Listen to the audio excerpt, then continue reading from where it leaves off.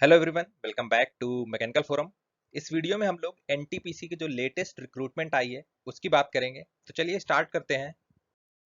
सबसे पहले देख लेते हैं कि क्या लिखा हुआ है एनटीपीसी की तरफ से नोटिफिकेशन में।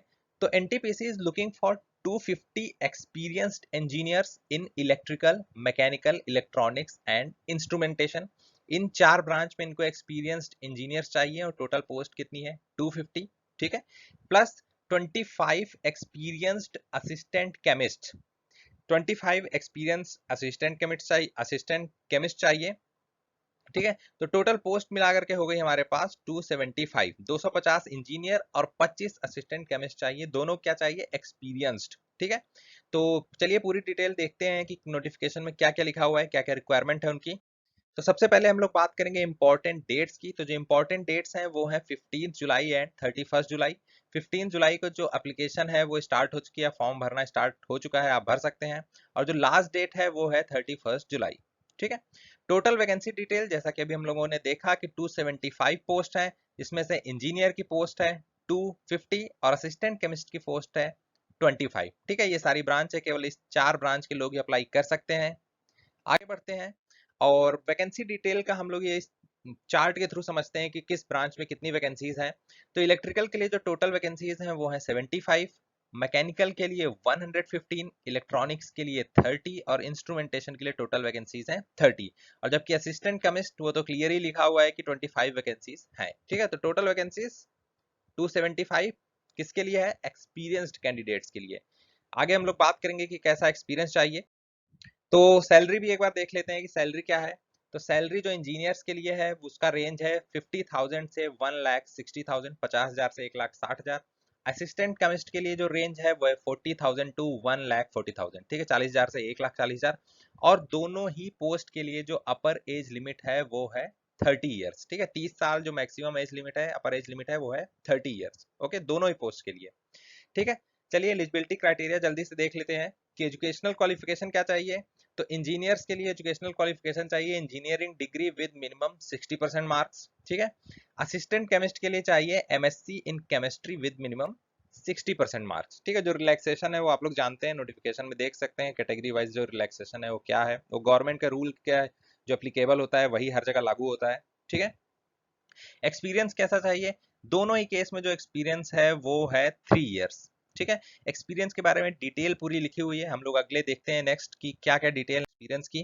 देखिए ये एक एक्सपीरियंस प्रोफाइल है, एक्सपीरियंस रिक्वायरमेंट चाहिए इसमें। तो इन्होंने क्लियरली मेंशन किया हुआ है कि वो एक्सपीरियंस किस किस फील्ड में होना चाहिए। बेसिकली वो लोग पावर प्लांट में जिनके पास एक्सपीरियंस है उनको खोज रहे हैं। तो क्लियरली लिखा हुआ है कि minimum 3 years post qualification experience आपके पास होना चाहिए।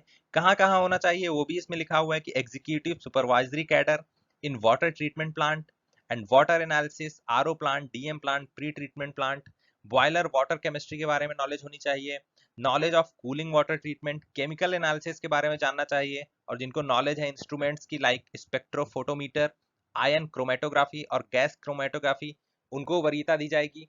कोल सैंपलिंग और एनालिसिस के बारे में जिनको नॉलेज है उनको वरीयता दी जाएगी। और साथ ही साथ should have knowledge of environmental parameter testing and monitoring and management, इन सब की इंफॉर्मेशन भी होनी चाहिए। तो आप अगर आपके पास एक्सपीरियंस है तो आप यहाँ से अपने एक्सपीरियंस को मैच करा सकते हैं कि आपका एक्सपीरियंस इसके अकॉर्डिंग मैच हो रहा है कि नहीं। ठीक है, और एक इंपॉर्टेंट चीज ये लिखी हुई है कि candidates with experience in power plant will be given added advantage.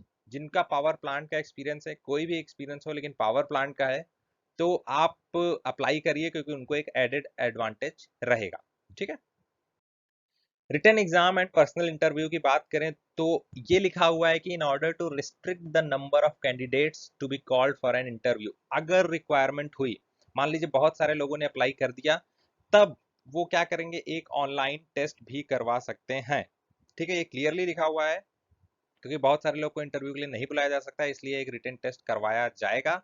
और अगर नहीं तो एलिजिबिलिटी क्राइटेरिया को भी बढ़ा सकते हैं। इन दोनों में से कोई भी चीज हो सकती है, या तो रिटन टेस्ट करा सकते हैं या तो एलिजिबिलिटी क्राइटेरिया को बढ़ा सकते हैं एज पर दी रिक्वायरमेंट। ठीक है, उनको जैसा सुटेबल लगेगा वो वैसा करेंगे।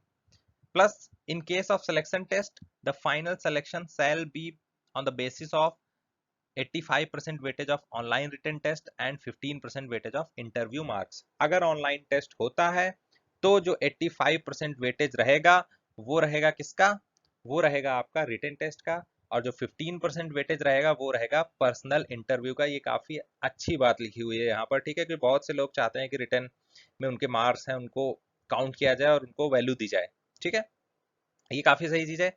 However candidates has to qualify separately in online written test and interview. अगर रिटन टेस्ट होता है तो दोनों में आपको सेपरेटली क्वालिफाई करना पड़ेगा, ठीक है। तो ये हो गई रिटन टेस्ट की बात। अब देख लेते हैं आप लोग अप्लाई कैसे कर सकते हैं। तो अप्लाई करने के लिए आप ntpccareer.net पे जा करके अप्लाई कर सकते हैं 15 जुलाई से 31 जुलाई के बीच में, ठीक है। रजिस्ट्रेशन फी जो जनरल ईडब्ल्यूएस ओबीसी कैंडिडेट्स के लिए 300 रुपए है, और बाकी किसी कैटेगरी के लिए कोई फीस नहीं है, ठीक है। तो ये पूरी डिटेल थी एनटीपीसी में जो रिक्वायरमेंट आई है उसके लिए। एक्सपीरियंस्ड कैंडिडेट्स उनको चाहिए। तो अगर आपके पास एक्सपीरियंस है तो आप एक बार जरूर जाके देखिए, एक बार नोटिफिकेशन को आप कंप्लीटली देख लीजिएगा। हालांकि इस वीडियो में सारी चीजें डिस्कस कर दी गई हैं, बस मैं ये चाहूंगा कि आप अपने एक्सपीरियंस को जो एक्सपीरियंस नोटिफिकेशन में लिखा हुआ है उससे मैच कराइए, और अगर आपका मैच हो रहा है तो आप जरूर अप्लाई करिए। इतनी ज्यादा वैकेंसीज जनरली नहीं आती हैं, वो भी एक्सपीरियंस कैंडिडेट्स के लिए, ठीक है।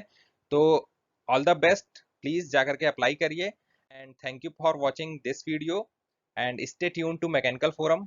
सब्सक्राइब कर लीजिए अगर अभी तक आपने सब्सक्राइब नहीं किया है, तो बहुत से वीडियोस आपको इन फ्यूचर मिलने वाले हैं। Okay guys, so thank you for watching this video.